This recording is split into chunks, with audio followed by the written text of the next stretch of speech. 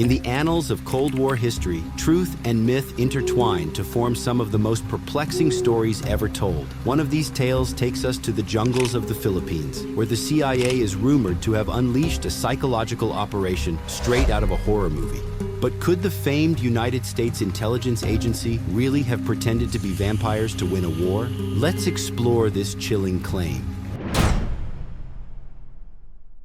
To understand this story, we first need to delve into the history of the Philippines in the mid-20th century. The year was 1950, and the country was grappling with the Hukbalahap Rebellion, a communist insurgency born from resistance against Japanese occupation during World War II. The Huk Rebellion threatened the newly independent Philippine government, and the United States, locked in a Cold War with the Soviet Union, saw this as another battleground in its fight against communism. The CIA entered the fray, armed with unconventional tactics designed to demoralize the insurgents. Enter the Aswang, a figure deeply embedded in Filipino folklore. The Aswang is said to be a shape-shifting monster, often described as a mix of a vampire and a ghoul, preying on the weak and vulnerable under the cover of night. For centuries, tales of the Aswang have haunted the Filipino imagination, making it a perfect tool for psychological warfare.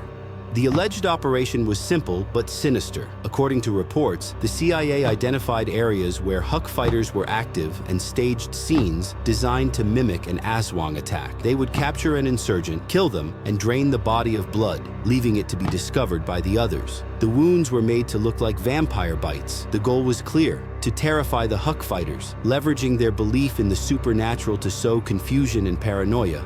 But is this fact or fiction? Let's break it down. On one hand, the story fits the pattern of Cold War psychological operations, and the Aswang myth was ripe for exploitation. On the other hand, the lack of concrete evidence raises questions about the story's authenticity. Could this tale be an exaggeration created to add mystique to an otherwise grim conflict? While the CIA has a well-documented history of psychological operations, there is no concrete evidence directly linking them to this alleged vampire strategy. Declassified documents reveal a range of unconventional tactics used in the Philippines, but the details of this operation remain shrouded in secrecy. Local stories, however, tell a different tale. Some villagers claim to have heard of strange encounters in the jungle, bodies drained of blood, unexplained disappearances, and eerie sounds at night. Whether these accounts are genuine or fueled by folklore is hard to determine. But let's look at one last piece of evidence. Edward Lansdale, a former ad man who became a government agent, had been dispatched to the Philippines. He was a known expert of psychological warfare. In a book about his escapades in the Philippines, a shocking event is described. According to William Bloom, author of Killing Hope, U.S. Military and CIA Interventions Since World War II, Lansdale himself describes an event where he issued an order to a CIA Psy-War squad. They were to set up an ambush, abduct a member of the Huk patrol, string him up, and drain his body of blood.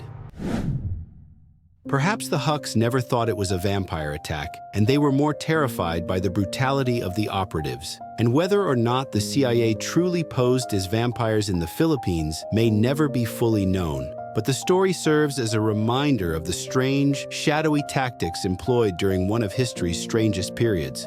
So, what do you think? Could such an operation have really happened, or is this tale just another Cold War ghost story? Let us know your thoughts in the comments. And if you enjoyed unraveling this mystery, don't forget to like, subscribe, and hit the bell icon for more stories.